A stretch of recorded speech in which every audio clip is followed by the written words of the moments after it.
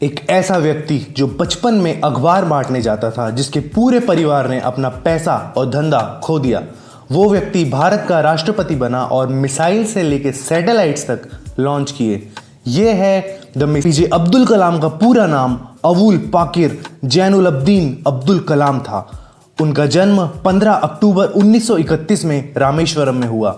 अब्दुल कलाम का जन्म एक तमिल मुस्लिम परिवार में हुआ था। उनके पिता जैनुल अब्दीन एक मस्जिद के इमाम और एक कश्ती के मालिक थे।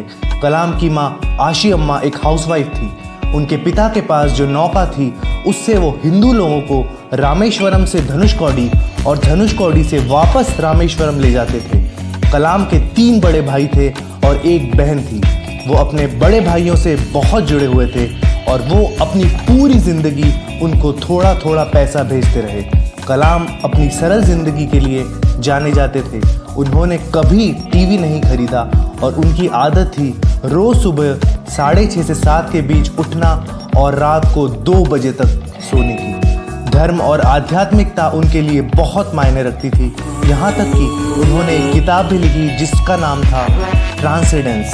कलाम के पूर्वज काफ़ी अमीर थे और उनके पास कई एकड़ ज़मीनें थी। जब पंबन पुल का निर्माण हुआ तब उनके परिवार ने लोगों को लाने ले जाने का व्यापार पूरा खो दिया, क्योंकि अब पुल होने की वजह से कश्ती की लोगों को ज़रूरत नहीं रही। इस घटना के बाद उनका व्यापार तो तहस नहस हुआ नहीं सही, लेकिन साथ ही साथ उनके पैसे और ज़मीनें भी धीरे धीरे खत्म हो गई। कलाम के जन्म होने तक उनका परिवार पूरा गरीब हो चुका था और कलाम को छोटी उम्र में ही अखबार बांटने जाना पड़ा। जब वो स्कूल गए तब उनके अंक काफ़ी साधारण आते थे, लेकिन शिक्षकों के द्वारा उनको हमेशा एक गजब और मेहनती छात्र बोला गया और उनमें हमेशा एक चाहत थी पढ़ने की। वो हमेशा गणित पर घंटों तक काम करते थे। श्वार्ट्ज हायर सेकेंडरी स्कूल में उनकी पढ़ाई होने के बाद वो तिरुचिरापल्ली चले गए, जहाँ पर उन्होंने सेंट जोसेफ्स कॉलेज में दाखिला लिया और वो 1954 में फिजिक्स के ग्रेजुएट बने। 1955 में मद्रास चले गए और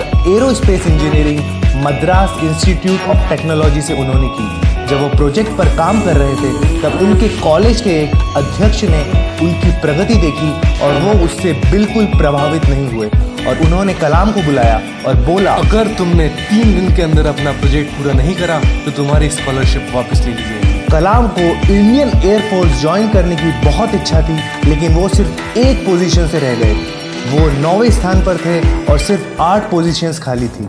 मद्रास इंस्टीट्यूट ऑफ टेक्नोलॉजी से 1960 में पढ़ाई खत्म करने के बाद कलाम एरोनॉटिकल डेवलपमेंट एस्टेब्लिशमेंट के साथ जुड़ गए। वहाँ पर वो एक साइंटिस्ट की तरह जुड़े। उन्होंने अपना करियर एक छोटे होवरक्राफ्ट के डिज़ाइन से चालू किया। कलाम इनकोस्पार कमेटी में भी शामिल थे, जहाँ उन्होंने विक्रम साराभाई के अधीन काम किया।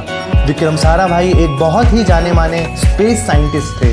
फिर 1969 में कलाम को इसरो यानी इंडियन स्पेस रिसर्च ऑर्गेनाइजेशन में तबादला हो गया। इसरो में वो इंडिया के पहले सैटेलाइट लॉन्च व्हीकल जो कि SLV-3 में प्रोजेक्ट डायरेक्टर थे। इस व्हीकल ने रोहिणी सैटेलाइट को धरती के ऑर्बिट में रखा। कलाम ने फिर एक्सपांडेबल रॉकेट प्रोजेक्ट पर अकेले ही काम करना शुरू कर दिया, लेकिन 1969 में भारत सरकार ने उनके प्रोजेक्ट को अनुमति दे दी और कहा कि उनके प्रोजेक्ट पर एक टीम भी बनाई जाए। 1963 में वो नासा रिसर्च सेंटर में भी गए। राजा रामन्ना ने कलाम को बुलाया भारत का पहला परमाणु परीक्षण स्माइलिंग बुद्धा को देखने के लिए। कलाम ने प्रोजेक्ट डेविल और प्रोजेक्ट वैलिएंट पर भी काम किया और इन प्रोजेक्ट्स में उन्होंने बैलिस्टिक मिसाइल्स बनाई। यूनियन कैबिनेट ने कलाम के प्रोजेक्ट्स को अनुमति नहीं दी थी, लेकिन फिर भी प्रधानमंत्री इंदिरा गांधी ने गुप्त रूप से उनको धन दिया ताकि उनके एरोस्पेस के प्रोजेक्ट्स पूरे हो सके। ये कार्यक्रम जारी रहेगा इस अंतराल के बाद। क्या आप जानना चाहते हैं कि कैसे दुनिया के मशहूर बिजनेसमैन, आर्टिस्ट, इन्वेस्टर्स और लाइफ हैकर्स वो सब अचीव कर पाते हैं जिसकी हम कल्पना भी नहीं करते? क्या आप इफेक्टिव कम्युनिकेशन, लीडरशिप, कैरिस्मा के हैक समझना चाहते हैं? देखिए और सब्सक्राइब करें मेरा दूसरा channel you can do wonders. फिर कलाम ने यूनियन कैबिनेट को भी इन गुप्त प्रोजेक्ट्स के बारे में बताया और इनकी महत्वपूर्णता समझाई। इन सब चीज़ों ने कलाम का नाम बहुत ऊंचा कर दिया। इसीलिए भारत सरकार ने उनको उच्च मिसाइल प्रोग्राम्स चालू करने के लिए बोला। काफ़ी सारे मिसाइल प्रोग्राम्स में भागीदार रहने की वजह से उनको मिसाइल मैन ऑफ इंडिया भी कहा जाता है। अग्नि मिसाइल और पृथ्वी मिसाइल को बनाने में कलाम का बहुत ही बड़ा योगदान था। पृथ्वी और अग्नि मिसाइल्स की बहुत आलोचना हुई क्योंकि उनको बनाने में काफ़ी समय और पैसा लगा और इसका मैनेजमेंट ठीक से नहीं हो पाया।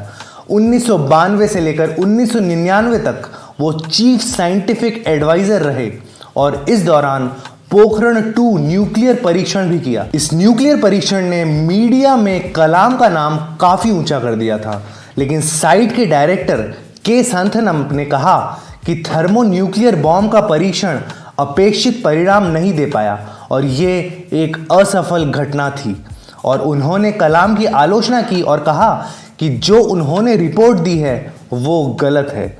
लेकिन फिर चिदम्बरम और कलाम दोनों ने इस बात को खारिज कर दिया। फिर कलाम की जिंदगी में एक बहुत ही बड़ा मोड़ आया। 10 जून 2002 को एनडीए यानी नेशनल डेमोक्रेटिक अलायंस ने कलाम को राष्ट्रपति के लिए नॉमिनेट किया। समाजवादी पार्टी और नेशनलिस्ट कांग्रेस पार्टी दोनों ने इस बात का समर्थन किया और फिर वो भारत के 11वें राष्ट्रपति बने। 2002 में चुनाव हुआ और कलाम ने विशाल जीत हासिल की। उनको 9 लाख से भी ज्यादा वोट्स मिले और उनके प्रतिद्वंदी लक्ष्मी सहगल को करीबन 1 लाख वोट ही मिल पाए।